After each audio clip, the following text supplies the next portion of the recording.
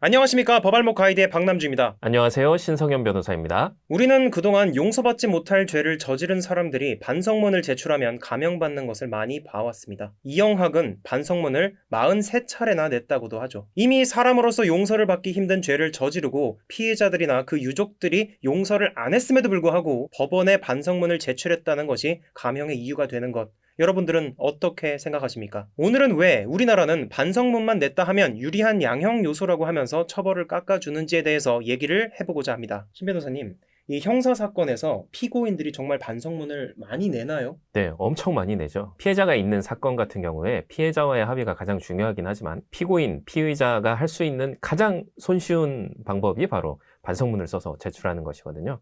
그래서 거의 필수적으로 제출한다, 이렇게 보시면 될 것 같습니다. 일반적으로 우리가 생각하는 반성문은 육하 원칙에 따라서 잘못한 것을 설명한 후 정말 죄송합니다. 다시는 안 그러겠습니다. 용서해주세요 정도인데 형사사건에서 피고인들이 써오는 반성문은 어떤가요? 아무래도 우리 국민들이 초등학교 때부터 반성문을 많이 써서 그런지 이 피의자, 피고인들도 반성문을 그럭저럭 잘 써오십니다. 방금 말씀하신 대로 내가 무슨 일을 했는데 정말 깊이 반성하고 있다. 다시는 안 그러겠다. 이런 내용이 주된 내용으로 이렇게 작성이 되죠. 그런데 문제는 많이들 빠뜨리시는데 피해자에 대한 사죄, 이 부분이 꼭 들어가야 됩니다. 대부분 그냥 판사님 죄송합니다. 잘못했습니다. 판사님한테 잘못한 게 아니잖아요. 피해자에 대한 사죄 부분이 정성스럽게 잘 들어가야 된다. 그 부분이 보이면 피해자로부터도 용서를 받을 확률이 높아지겠죠. 그리고 이제 재범, 방지, 대책, 계획. 대부분은 재범 방지 다짐으로 끝나는데 다시는 이런 일 하지 않겠습니다. 이런 짓 저지르지 않겠습니다. 이걸로 끝나는데 그래서 어떻게 이런 일이 일어나지 않도록 할 것인가. 매우 간단한 수준에서라도 앞으로는 이렇게 해서 다시는 이런 일이 발생하지 않도록 하겠습니다.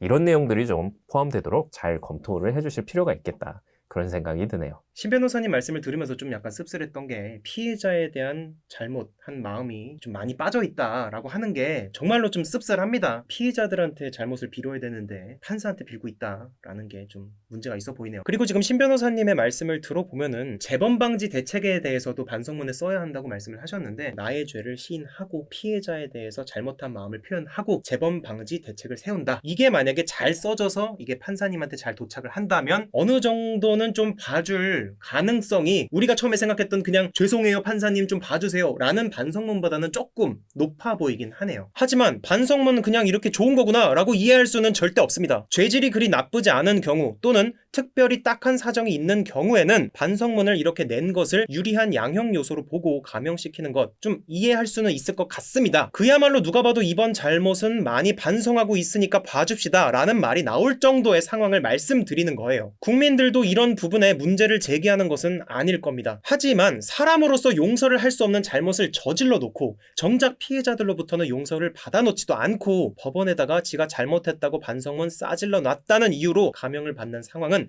제가 봐도 정말 열받습니다. 그리고 이런 상황을 국민들께서 불편하게 여기는 것이겠죠. 이 상황은 어떻게 생각하십니까? 이거 답정너입니다. 굉장히 문제가 있다고 생각을 하죠. 사실 이 양형 요소라는 게 유리한 양형 요소, 불리한 양형 요소들이 따로 정해져 있습니다. 반성문을 놓고 보면 진지한 반성이라는 사유가 유리한 양형 요소로 있고요. 반성 없음이라는 불리한 양형 요소가 따로 존재를 합니다. 반성문이 있는데 이 반성문을 읽어보니까 진지하게 반성하고 있다라는 생각이 들면 유리한 요소로 반영을 할 수 있고 반성문이 없거나 반성문이 있어도 대충 썼다라는 게 보이면 불리한 양형 요소로 오히려 반성 없음 이렇게 할 수도 있는 거겠죠. 애매하다 그러면 아무 쪽에도 포함을 안 시키면 되는 겁니다. 문제는 이 반성문이 애매함에도 불구하고 반성문을 냈다라는 이유만으로 또는 반성문을 40장, 50장 이렇게 많이 냈다라는 이유만으로 진지한 반성이라는 유리한 양형 요소로 참작을 하는 것. 그게 문제가 있는 거죠. 거기에서 아마 국민들이 분노를 하는 것 같아요. 그러니까 판사님들께서 좀 힘드시더라도 좀 반성문 제출 자체로 양형 요소로 삼지 말고 꼼꼼하게 검토를 해서 이 안에 진짜로 진지한 반성의 태도가 들어있는지 피해자의 용서를 구하려고 하는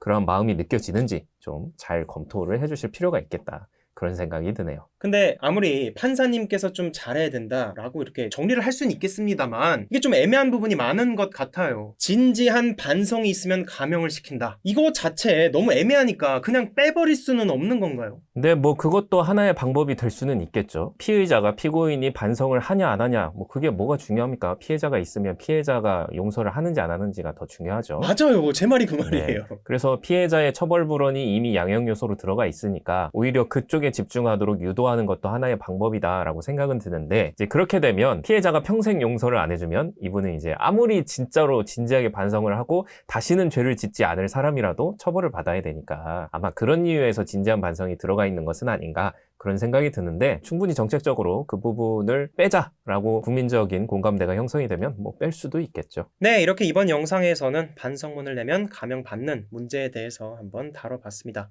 오늘도 끝까지 시청해주셔서 감사드립니다.